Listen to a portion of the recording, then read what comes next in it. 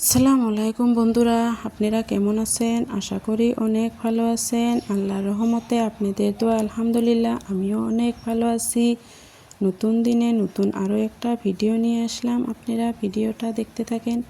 ভিডিওটার যদি কোনো অংশ ভালো লাগে লাইক কমেন্ট শেয়ার করেন, সাবস্ক্রাইব করে দিয়েন, নতুন বন্ধু হয়েন, সাথেই থাকেন। আজকে আমি পেঁয়াজ চিংড়ি বানাবো। চিংড়ি মাছগুলো কুটে ধুয়ে নিছি। এখানে পেঁয়াজ বেটে নিছি, পেঁয়াজ কেটে নিচ্ছি, কাঁচা লঙ্কাও বেটে নিছি, রসুন বেটে নিছি, সব মশলাপাতি গুঁড়া মশলাপাতি নিয়ে নিছি। এগুলা দিয়ে আমি পেঁয়াজ চিংড়িটা বানাবো।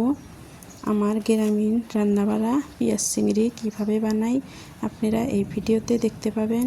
পেঁয়াজটা তেলের মধ্যে ভেজে নিচ্ছি, অল্প গোটা জিরাও দিয়ে দিলাম, দিয়ে ভালোভাবে ভেজে নিচ্ছি।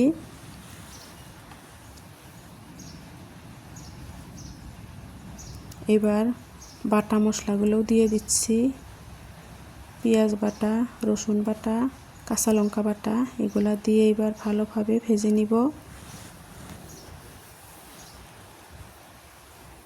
আমরা কিভাবে পেঁয়াজ চিংড়িটা বানাই আপনারা দেখেন, এইভাবে বানিয়ে আপনারাও খাবেন বাড়িতে, অনেক ভালো লাগে।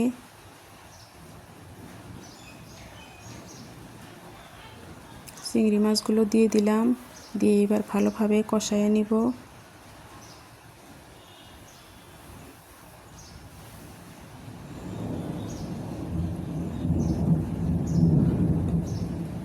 ভালোভাবে কষিয়ে নিলাম। এবার অল্প ঝোলের পানি দিয়ে দিব।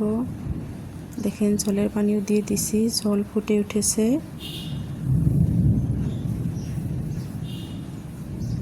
আমার সবজিটা হয়ে গেল। এখানে ভাত বসাইছি, ভাতটা আমার হয়ে গেছে। ভেন্ডি আর তিতা কেরেলা ভাতে দিছি, চিংড়ি মাছ, এগুলাই আজকে আমার দুপুরের খাবার দাবার। আপনারা ভালো থাকবেন, সুস্থ থাকবেন। আল্লাহ হাফেজ।